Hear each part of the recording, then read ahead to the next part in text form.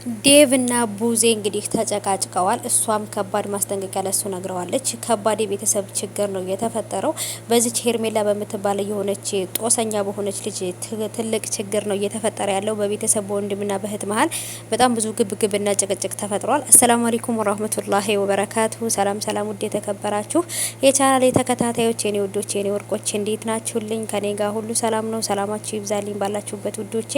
እጅግ በጣም ከባድ የሆነ እንግዲህ የቤተሰብ ችግርና ግርግር ተፈጥሯል። እሱም ነገር እንግዲህ አሁን ላይ ስራ እየሰራው ነው። ቤተሰቦቼ ሻሽን እንዲ ግጥም አድርጌ ሆነች በቃ ምን መስዬ ነው እዚህ ጋር የመጣሁት ደግሞ እና ውዶቼ የምሰራውን ስራ ባሳያችሁ እናንተ ራሱ ተገረማላችሁ ትላላችሁ ማለት ነውና ብቻ እቃችንን እየረታተብን እቃ ታርጎ ለማድረግ እያስተካከልኩ ነበርና ጋይሶችዬ በጣም ከባድ ነው እውነት ለመናገር ግን ይሄ ሁሉ ኮተት ኬት እንደወጣ ባላቅም ጋይሶችዬ ማለት ነው። እና ሀባይቦቼ እንግዲህ አልሐምዱሊላህ አንዳንድ ነገሮች እያስተካከልኩ ነው። እንግዲህ ፈጣሪ ያግዝሽ በሉኝ ማለት ነው ውዶቼ። እስኪ አንዳንድ ነገሮች ደግሞ ቪዲዮ ቀርጽላችኋለሁ ማለት ነው። እና ውዶቼ እስቲ እንግዲህ ቤዛና ወንድሟ እንግዲህ ዴቭ በጣም ትልቅ ግብግብና ችግርና ትልቅ ጭቅጭቅ ውስጥ ገብተዋል ማለት ነው ውዶቼ። ይህም ነገር ሁሉ የሆነው እንግዲህ በዛች ሄርሜላ በምትባለው ወጥመድ በሆነች ልጅ ነውና ነገሮች በጣም ከባድ እየሆኑ ነው ማለት ነው ውዶቼ።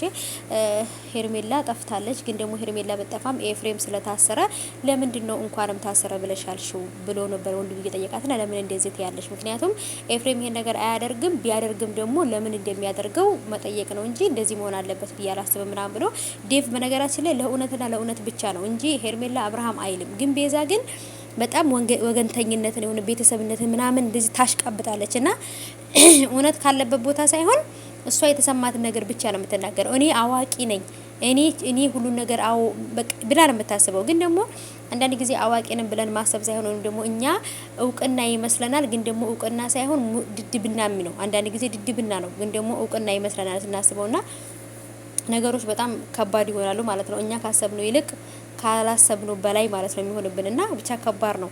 ምንድነው እየተፈጠረ ያለው ጋይሶችዬ?